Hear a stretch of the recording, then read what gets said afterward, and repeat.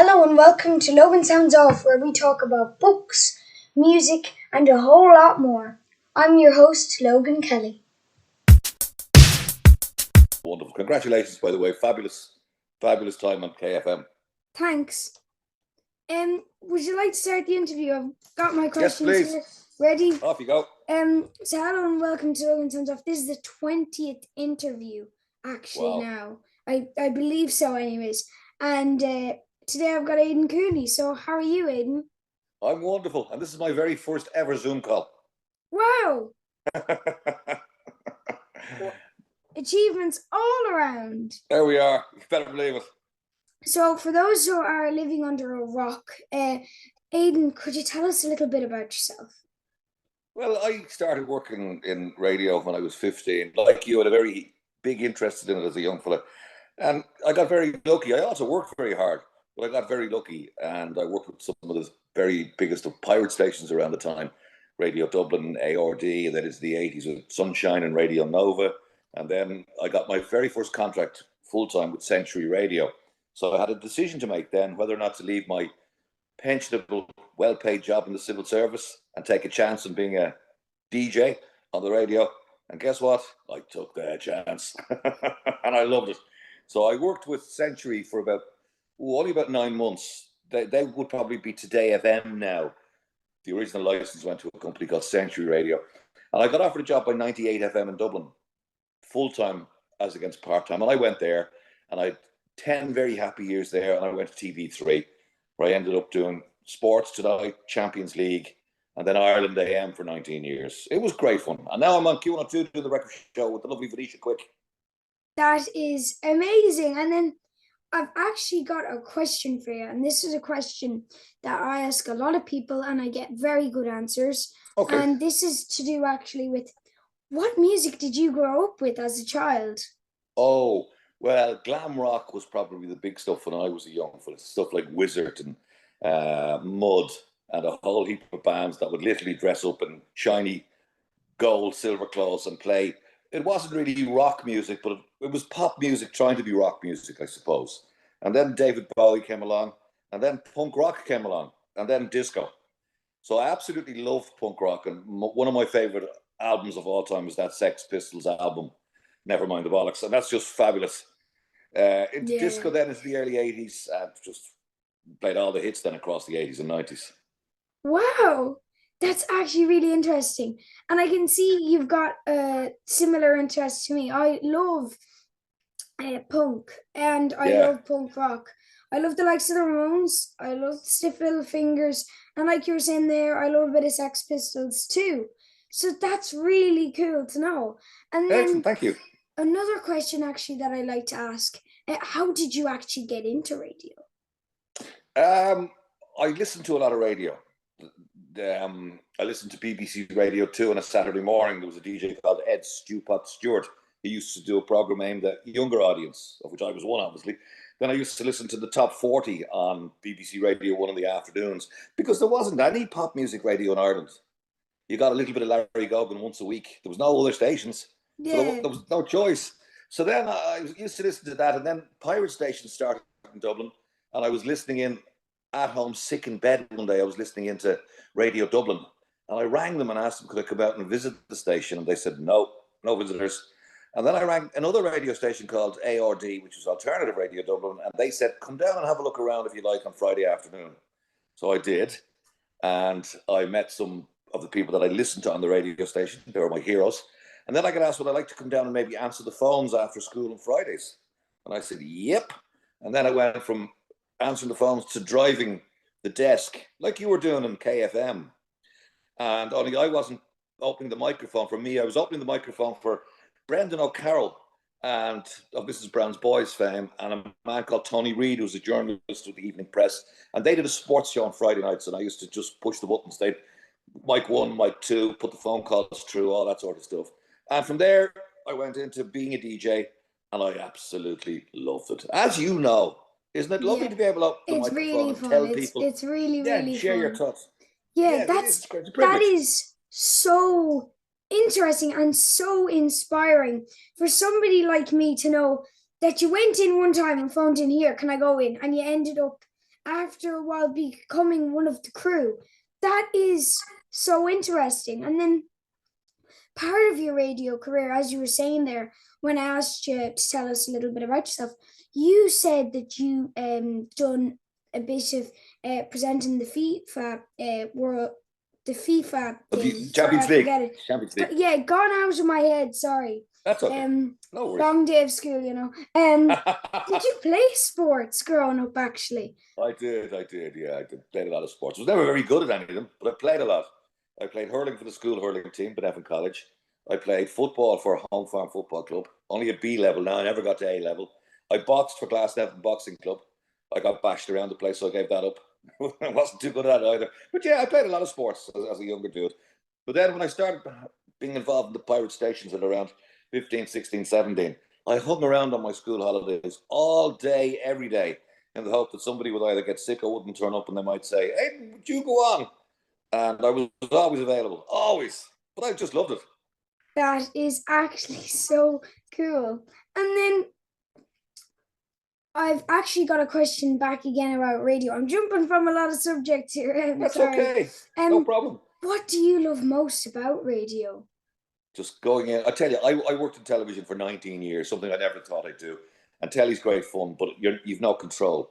If something goes wrong, you just get a voice in your ear telling you, talk for 10 minutes, or we're getting you a video of XYZ, but you got to keep going. Whereas on radio, because you have your desk, and if something goes wrong, you normally know what it is. It might be something sticking, it might be a fader down instead of up, so you can correct it. So that's one of the things I like, is the control of the radio studio. But I also love the intimacy whereby you're in a nice warm studio, you can have the lights down really low, and you know there are people listening to what you're saying. And that's the privilege. Being able to maybe talk about songs you like, being able to maybe do a request for somebody, but just connecting with people. I cannot agree more. That is the perfect description of what it feels like to be on the radio. Yeah. And I feel that myself very much so. That really makes sense. And then you were saying there, you were on TV, and you, as you were saying, you did some TV work. And may I ask, was this enjoyable for you? Did you enjoy working on TV? Yes, yeah, I have to say yes. Firstly, because I was working with a very good friend of mine, Mark Cagney, who I'd worked with on 98 FM. We were both in the same radio station. So I got to work with him. He kind of was older than me, more experienced in television, and he gave me a lot of advice, a lot of help. And it's a great job. You got to travel, you got to see things you might not normally see if you're working in a civil service job or if you're working in a whatever job.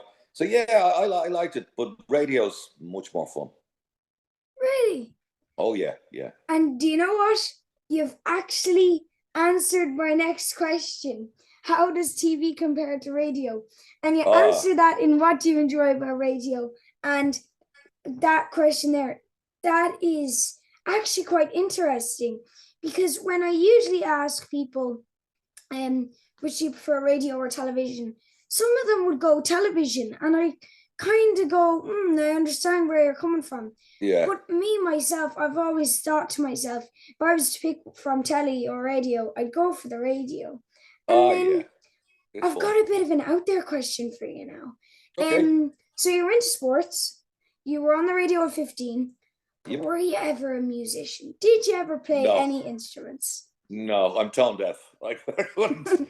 Never tried. Plus, I'm one of these weird people that I'm right-handed. I write with my right hand. But if I play golf, which I don't do anymore, I have to play with my left arm as the lead arm. So I think learning to play guitar, I think Paul McCartney might be a left-handed guitar player, but I believe it's very difficult. So no, I never had an interest in it. At one point, I thought I might learn the banjo because I was loving the ballads.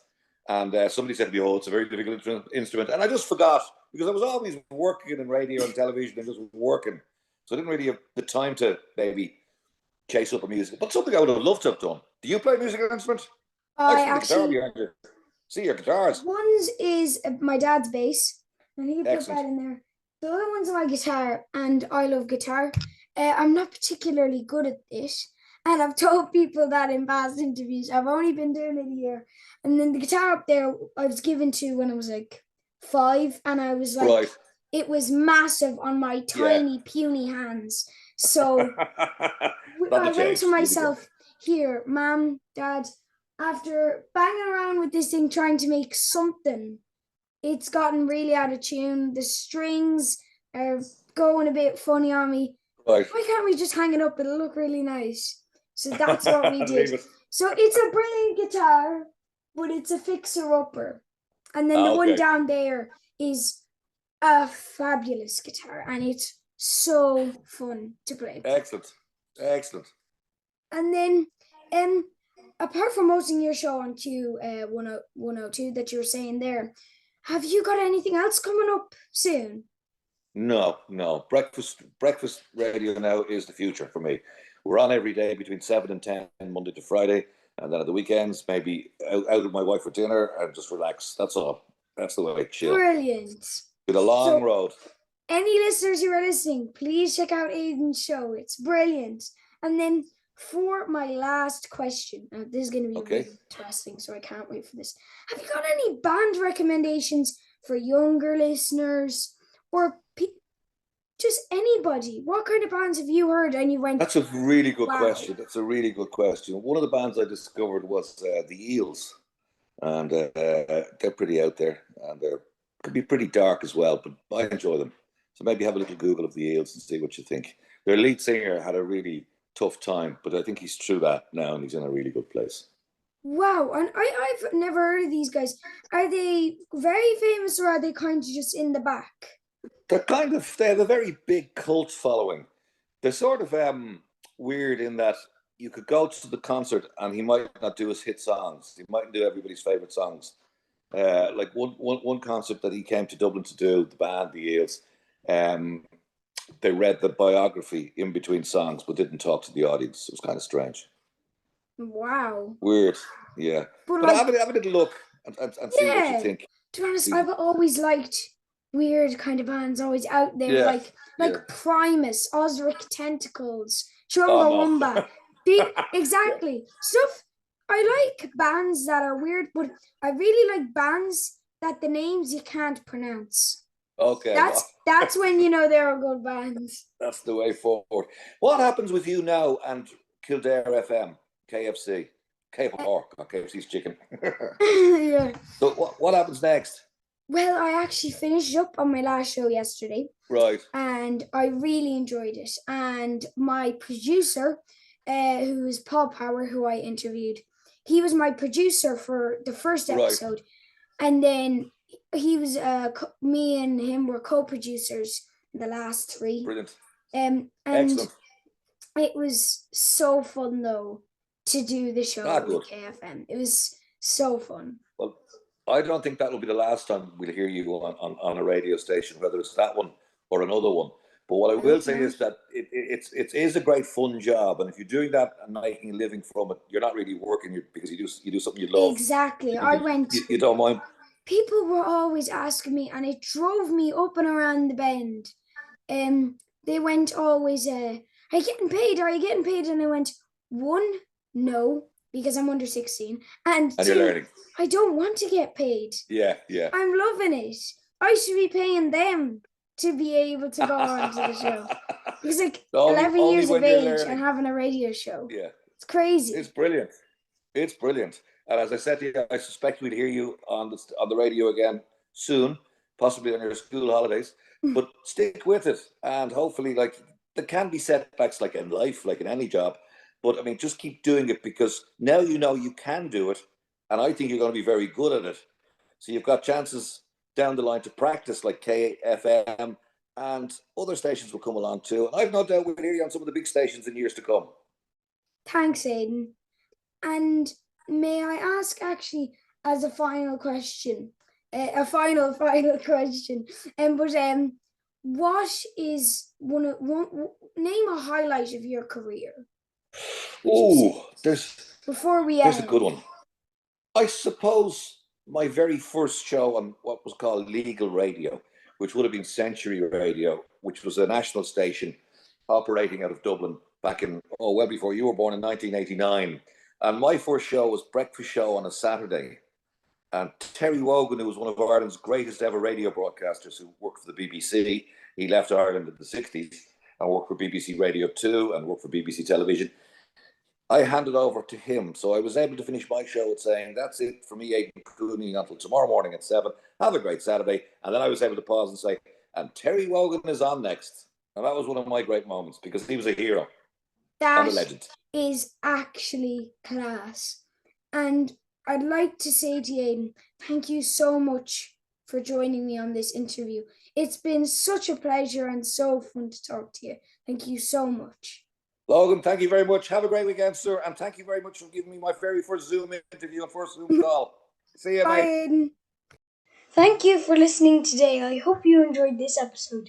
You can follow me on Facebook, Twitter, and Instagram at Logan Sounds Off. And if you have any questions or requests, you can email logansoundsoff@gmail.com.